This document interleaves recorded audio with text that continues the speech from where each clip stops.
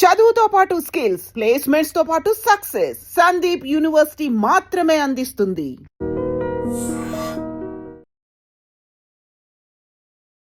Mass director Harish Shankar ఈరోజు మనతో ఉన్నారు. ఆయన అడిగి ఉస్తాద్ విశేషాలు, అలాగే హరీష్ శంకర్ గురించి కొన్ని విశేషాలు తెలుసుకుందాం.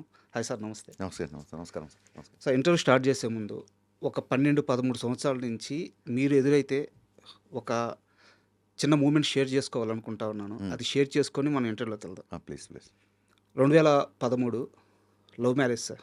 మీద మ్మ్. ఓకే. ఆ, ఇంట్లో ఒక చాప, ఒక దిండు, ఒక ప్లేటు, గ్యాస్ కూడా లేదు. దీంతో నా సంసారం మొదలైంది. ఆ టైంలో నాకు ఉన్న ఒకే ఒక్క బలం ఏంటంటే మీ షాక్ సినిమాలో మధురం మధురం అనే సాంగ్. అవును. అంటే ఒక జంట బతకడానికి ఆ జంట కలిసి ఉంటే చాలు, ఇంకేం అవసరం లేదు అనిపించేంత గొప్ప పాట. గుడ్. దాంట్లో కొన్ని లిరిక్స్ ఉంటాయి.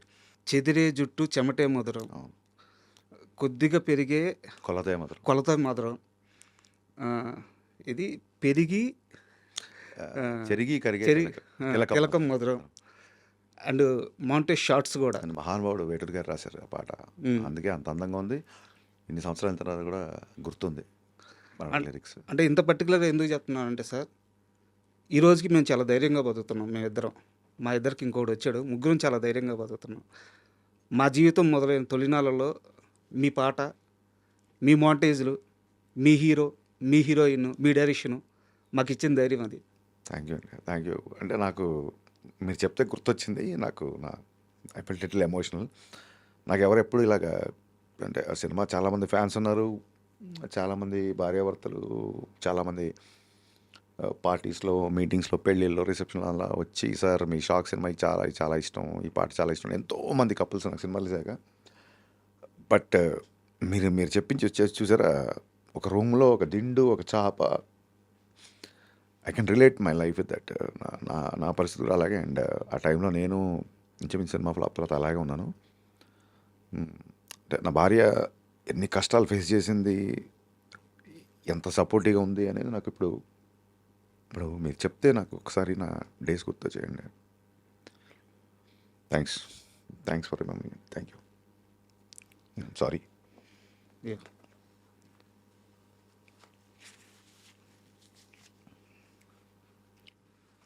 Ready sir. మా చాలా ఉస్తాద్ భగత్ సింగ్ అనేది 2.5 గంటలు ప్రేక్షకుల్ని ఎంటర్టైన్ చేసే సినిమా. మీరు ఇలాగా ఎంత ఎమోషన్తో స్టార్ట్ చేస్తే ఎంటర్ చేయడం కష్టంగా ఉంటుంది. సార్, డైరెక్ట్గా సినిమా విషయంకి వెళ్ళిపోదాం. యా. ఉస్తాద్ భగత్ సింగ్, మీ ఉస్తాద్ ఎవడు ఇండస్ట్రీలో? అంటే మీ గురువు, మీ టీచరు, మీ బలం. నా ఎవ్రీథింగ్, అంటే గురు, టీచర్, బలం, నా ఇన్స్పిరేషన్, నా అన్న, నా దైవం. నాకు అదే షాక్ సినిమా పోయిన తర్వాత కూడా నన్ను నమ్మి మళ్ళీ సినిమా ఇచ్చి నన్ను నిల్చోబెట్టి ఇవాళ ఇక్కడ కూర్చోబెట్టి ఏం చేసినా రవితేజ గారండి. Sir, yeah. మనకు ఉస్తాదు సంబంధించి ఆరా సాంగ్ ఒకటి రిలీజ్ చేశారు. అవును. పవన్ కళ్యాణ్ గారి ఆరాని తొలిసారి హరీష్ శంకర్ చూసిన క్షణం ఏంటి? బీహెచ్ఎల్లో తమ్ముడు ఉన్న తొలి ప్రేమ షూటింగ్ జరిగినప్పుడు తొలిసారి ఆయన డైరెక్ట్గా చూశాను. అంతకుముందు ఐ థింక్ సంజీవయ్య గార్డెన్లో అక్కడమ్మ ఇక్కడ పోయి ఓపెనింగ్ కూడా వెళ్ళాను, కానీ అప్పుడు సరిగ్గా చూడలేకపోయాను. చాలా క్రౌడ్, పోలీసులు, హడావుడి ఉండేది. ఆయన సినిమా అక్కడమ్మ ఇక్కడ పోయి ఓపెనింగ్ అక్కడ జరిగింది. సార్, బట్ బీహెచ్ఎల్లో చాలా తృప్తిగా ఒక 20-30 రోజులు పెద్ద పెద్ద షెడ్యూల్ చేశారు. 2 సినిమాలు అక్కడ చూశాను. బట్ నేను యాజ్ అ డైరెక్టర్గా ఆయన ఫస్ట్ టైం కలిసింది ఆయన ఫామ్ హౌస్లో. సార్, మిరపకాయ కట్ చేయడానికి వెళ్ళినప్పుడు ఒక బ్లూ డెనిమ్ జీన్స్, డెనిమ్ ప్యాంట్స్లో ఆయన్ని ఫస్ట్ టైం చూశాను. 1.5-2 గంటలు స్పెండ్ చేశాను. అది ఫస్ట్ మెమరీ. గబ్బర్ సింగ్ సినిమాలో ఒక డైలాగ్ ఉంటుంది సార్, పసివాడు పవన్ కళ్యాణ్ అయ్యాడు అని చెప్పేసి. ఉస్తాద్ భగత్ సింగ్కి వచ్చేలాగే పవన్ కళ్యాణ్ డిప్యూటీ సీఎం అయ్యాడు. సో హ్యాండిల్ చేసే విధానం మారుద్ది. భయం పెరిగిందా, బాధ్యత పెరిగిందా? బాధ్యత పెరిగిందండి. భయం ఎప్పుడూ లేదు. ఆయన ఎవరిని భయపెట్టాడు. ఫస్ట్ ఆఫ్ ఆల్ ఆయన అందరితో సరదాగా నవ్వుకుంటూ ఉండే వ్యక్తి. ఆశ్చర్యం ఏంటంటే అప్పటికి ఇప్పటికి ఆయన ఏం మారలేదు. ఆయన చుట్టూ ఉన్న ప్రోటోకాల్ మారింది అంతే. సో డెఫినెట్గా రెస్పాన్సిబిలిటీ ఉంది. చాలామంది అన్న ఐటమ్ సాంగ్ అంటే డిప్యూటీ సీఎం ఒక ఐటమ్ గా వెనకాల డ్యాన్స్ చేయడం ఆలోచించండి రా బాబు మీరు కొంచెం. అది అలాంటి కొన్ని కన్సర్న్స్, కొన్ని రెస్పాన్సిబిలిటీస్ తీసుకున్నాం. మీరు సాంగ్స్లో చూస్తే కూడా ఈవెన్ ఆయన బ్లాక్ బ్లేజర్లో అంత డ్యాన్స్ చేసినా సరే దాంట్లో యువతకి ఒక మంచి మెసేజ్ ఉంది. సిచ్యువేషన్లో కూడా శ్రీలీల కొంచెం లోలో ఉన్నప్పుడు అమ్మాయిని కొంచెం చీరప్ చేయడానికి వచ్చే సాంగ్ నీ పెదవిలోన ఉన్న జాగా నువ్వు నవ్వుకోవడానికేగా, నీ కాలి కింద ఉన్న నేల నీ సొంతమంటే నమ్మవేలా, కరెక్ట్. ప్రాబ్లమ్స్ వస్తే క్యూలు కట్టి పంపించేద్దాం సావగొట్టి పోరాడితే పోయేదేంటి. అవును. So even though it's it's dance number కూడా ఒక యూత్కి ఒక మంచి ఒక ఉత్సాహభరితమైన గో అండ్ గెట్ ఇట్ అనే ఒక యాటిట్యూడ్ అందులో మెయింటైన్ చేసాం. సరే. అలాగే ఎత్తరా కాలర్ తీసుకున్నా సరే ఎక్కడో బ్యాక్ ఆఫ్ ద మైండ్ ఉంటుంది. అది ఆయన డిప్యూటీ సీఎం అయ్యారని కాదండి, ఆయన ఖుషి అప్పుడే ఏ మేరా జహా తెరా కామ్ క్యా హై అని ఆమెన్ ఇండియన్ అనే బద్రీలో కరెక్ట్. ఆ ఆ సామాజిక స్పృహ, ఆ జాతీయతావాదం, ఆ భావజాలం ఆయనకి చిన్నప్పటి నుంచి ఉంది. అది అదే పాలిటిక్స్లోకి వెళ్ళడానికి పుష్ చేసి ఉంటుంది.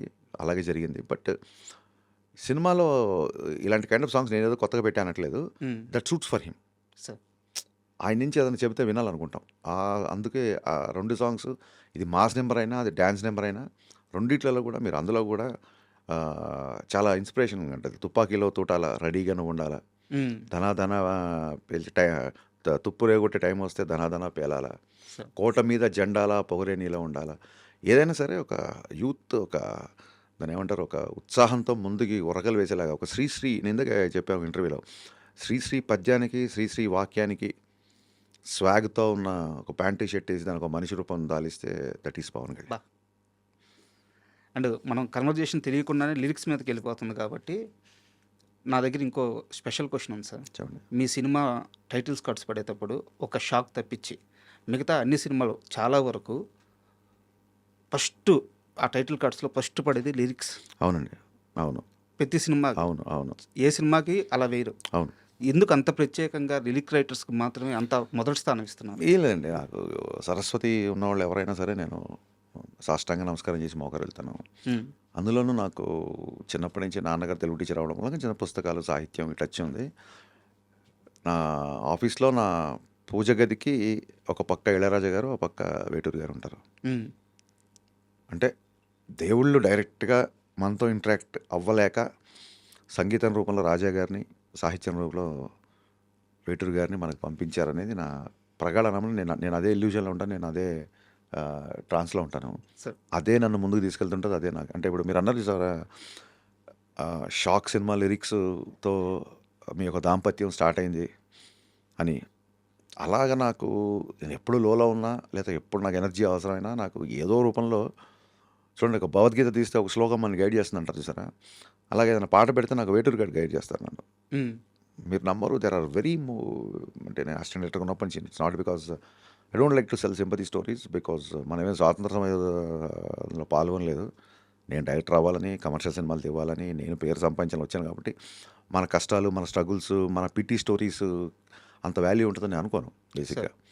మనం దేశ సేవలో పాల్గొని లాఠీ దెబ్బలు తిని జైలుకి వెళ్తే దాన్ని త్యాగం అంటారు తప్ప, నేను 2 రోజులు తినలేదు, 3 రోజులు పడుకోలేదు అని నేను చెప్పుంటాను ఇమ్మెచ్యూర్గా. బట్ ఇవన్నీ అయ్యింది నువ్వు డైరెక్టర్ అవ్వడానికి, నువ్వు ఏదో సైంటిస్ట్ అవ్వడానికో దేశానికి ఏదో ఉపయోగపడమని కాదు. So I don't believe that.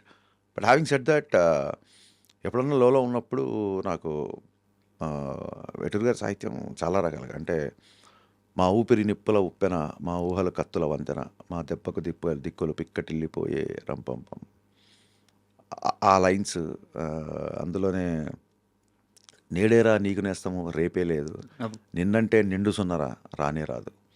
చిన్నప్పటి నుంచి ఇలాంటి బాగా వినడం మూలంగా, తెలుగు మీడియం స్టూడెంట్ అవ్వడం మూలంగా నాకు ఎస్పెషల్లీ మాటలంటే నేను రాయగలుగుతాను, కానీ లిరిక్స్ రాసేవాళ్ళు అంటే నాకు చాలా గౌరవం.